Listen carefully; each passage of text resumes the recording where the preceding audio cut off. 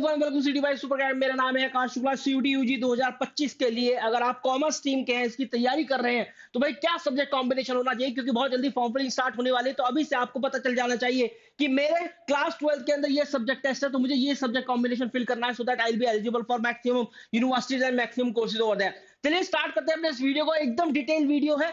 किसी बच्चे ने कमेंट किया था कि सर ऐसा एक वीडियो बना दीजिए कि मुझे पता चलना चाहिए कि मेरा सब्जेक्ट कॉम्बिनेशन है, बहुत ज्यादा कंफ्यूज हूं। और उसी कमेंट के नीचे same question same question same question करके भाई 3-4 बच्चों ने वहां पर रिप्लाई कर दिया। तो मैंने सोचा कि ये वीडियो जरूर बनाना चाहिए, क्योंकि कॉमर्स टीम की बात करूं तो अकाउंटेंसी, मैथमेटिक्स, फिजिकल एजुकेशन, इन तीनों सब्जेक्ट को लेकर काफी सारा कंफ्यूजन रहता है कि कौन से सब्जेक्ट के मेरे मार्क्स कंसीडर होंगे जब मेरिट कैलकुलेट करेगी कोई भी यूनिवर्सिटी। तो चलिए स्टार्ट करते हैं अपने इस वीडियो को। सबसे पहले मैं आपको बताऊं कि कॉमर्स विद मैथ्स स्टूडेंट हैं अगर आप, तो आपके पास दो कॉम्बिनेशन होंगे।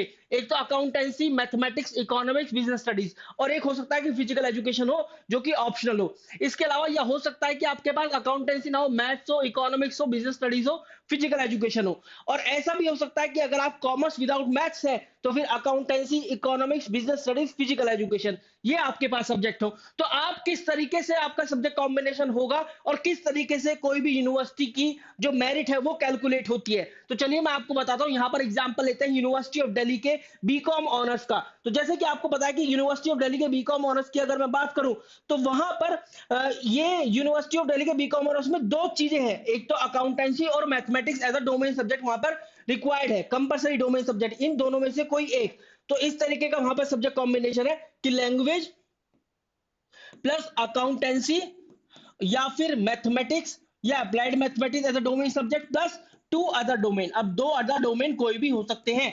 अब यहां पर मुद्दा यह है कि अगर मेरे पास अकाउंटेंसी और मैथमेटिक्स दोनों है, अगर मैं दोनों के अंदर अपियर हो गया तो क्या होगा, कैसे कैलकुलेट करेगी। इन केस अगर ऐसा है कि मैं यहां पर मैथ्स के अंदर अपियर हो जाऊं और यहां पर अपना इको और बिजनेस ले लूं, और साथ में मैं यहां पर इको या बिजनेस के अलावा मैं फिजिकल एजुकेशन भी फिल कर लूं, कुछ ऐसा भी एक माइंडसेट है, एक ऐसा भी कंफ्यूजन है दिमाग के अंदर। चलिए मैं आपको बहुत सारे कॉम्बिनेशन, एटलीस्ट 3 कॉम्बिनेशन दिखा देता हूं। देखो सबसे पहले अगर आप ऐसे डोमेन सब्जेक्ट के अंदर अपियर हुए हैं, देखिए ऐसा कॉम्बिनेशन अगर आपका है कि accountancy, mathematics, business studies, economics, physical education, 1 2 3 4 5, पांचों के पांच है, तो ऐसा तो नहीं होगा कि पांचों के पांच होंगे, तो आपको एक तो अवॉइड करना ही पड़ेगा। फिजिकल एजुकेशन माना आपने अवॉइड कर दिया, और यहां पर आप इसकी जगह इंग्लिश में अपियर हो गए, ठीक है, आप इंग्लिश के अंदर अपियर हो गए। आपके इंग्लिश में आए 227 मार्क्स। तो सबसे पहले यूनिवर्सिटी क्या करेगी, कोई भी लैंग्वेज देखेगी, लैंग्वेज कहाँ है यहाँ पर, इंग्लिश, 227 मार्क्स आपके उठा लेगी। फिर उसके बाद जाएगी अकाउंटेंसी या मैथमेटिक्स, इन दोनों में से आप किसके अंदर अपियर हुए हैं, क्या कंपलसरी जो डोमेन सब्जेक्ट था उसमें कितने मार्क्स आए हैं आपके। देखिए कंपलसरी डोमेन सब्जेक्ट अकाउंटेंसी भी था, मैथमेटिक्स भी था, लेकिन किसी बच्चे ने जो चतुर चाणक्य था उसने दोनों सब्जेक्ट के अंदर वो अपियर हो गया, तो आप देखेंगे यहाँ पर मैथमेटिक्स के अंदर ज्यादा मार्क्स है बचेंगे। तो फिर यूनिवर्सिटी ऑफ दिल्ली क्या करेगी, मैथमेटिक्स का स्कोर उठा लेगी। तो पहले तो यहाँ पर एक तो ये उठा लिया क्योंकि इंग्लिश का है, ये फिजिकल एजुकेशन यहाँ पर मैं अभी के लिए अवॉइड कर रहा हूँ, मैं इंग्लिश के मार्क्स मान लेता हूँ। फिर दूसरे नंबर पे यहाँ पर उठा लिया। अब तीसरा नंबर कौन से सब्जेक्ट का होगा, कौन सा सब्जेक्ट इसका स्कोर उठाएगी। तो देखो अब बचे हुए कौन से हैं, अब दो डोमेन बचे हुए हैं, लेकिन यहां पर हम कितने में अपियर हुए थे, 1 2 और 3, ठीक है, जबकि बचे हुए दो डोमेन है बी कॉमर्स के लिए। तो अब देखो यहां पर 240 से कम कौन सा, 236, तीसरे नंबर पे इसको उठाएगी। अब चौथे नंबर पे किसको उठाएगी, 236 में से कम कौन सा, 229, चौथे नंबर पे इसको उठाएगी। और ये वाला जो है ना अकाउंटेंसी, इस केस में यहां पर छोड़ ही देगी। तो आपने देखा अकाउंटेंसी या मैथमेटिक्स ऐसा डोमेन सब्जेक्ट की रिक्वायरमेंट है, लेकिन कोई बच्चा दोनों के अंदर अपियर हो गया, तो फिर 240 मतलब जिसमें ज्यादा मार्क्स आएंगे उसको उठाएगी। इन केस अगर ऐसा है कि 1 2 3 4 डोमेन सब्जेक्ट में आप ये अपियर हो गए, आपके पास मैथ्स नहीं है, और फिर है इंग्लिश, इंग्लिश में आपके मैंने माना कि 227 मार्क्स ही आ गए, इस तरीके से 5 सब्जेक्ट इसका आपने एक बनाया बीकॉम ऑनर्स के लिए।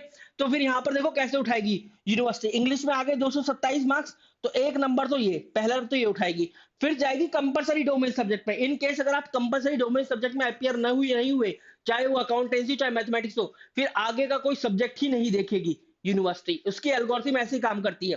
पहला, दूसरा देखो अकाउंटेंसी, यही है कि क्योंकि आप मैथमेटिक्स के अंदर अपियर नहीं हुए। अब तीसरा सब्जेक्ट टेस्ट कौन सा उठाएगी, 230 240 238, इनमें से कौन सा आएगा, 240 वाला ही आएगा, तो ये वाला उठा लेगी। यहां पर आ गया 3, ठीक है।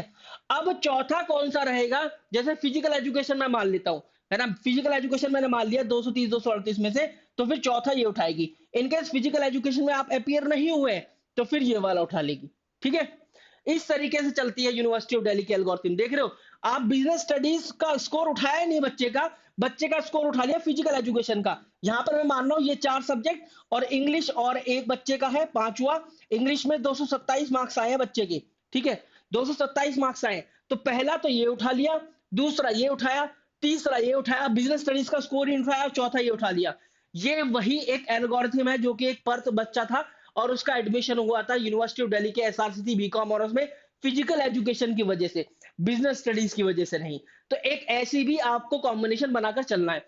इनकेस अगर आप ऐसे अपियर हुए हैं और इंग्लिश में आपका मान लिया एक स्कोर है 230 आउट ऑफ 250, तो सबसे पहले यूनिवर्सिटी कहां जाएगी, लैंग्वेज पर। भाई ये हो गया पहली रिक्वायरमेंट पूरी हो गई। दूसरी रिक्वायरमेंट एक जो कंपलसरी डोमेन सब्जेक्ट है, दूसरा। तीसरी रिक्वायरमेंट इन तीनों में से जो भी हाईएस्ट है, कौन सा है, ये हो गया। चौथी रिक्वायरमेंट इन दोनों में से जो भी हाईएस्ट है वो ये है, और इसका स्कोर ही नहीं उठाएगी। इस तरीके से यूनिवर्सिटी ऑफ दिल्ली की एल्गोरिथम काम करती है। किसी भी यूनिवर्सिटी की एल्गोरिथम काम करती है। अगर वहां पर कोई भी सब्जेक्ट मैंडेटरी नहीं है तो फिर इसी तरीके से काम करेगी। इनकेस अगर कोई मैंडेटरी है तो पहले मैंडेटरी वाले का ही सब्जेक्ट स्कोर उठाएगी। जैसे यहां पर आपने देखा कि अकाउंटेंसी और मैथमेटिक्स दोनों थे, तो दोनों को कंपेयर कर लिया यूनिवर्सिटी ने, दोनों को कंपेयर किया, देखा मैथमेटिक्स था सबसे ज्यादा मार्क्स, तो मैथमेटिक्स को उठा लिया।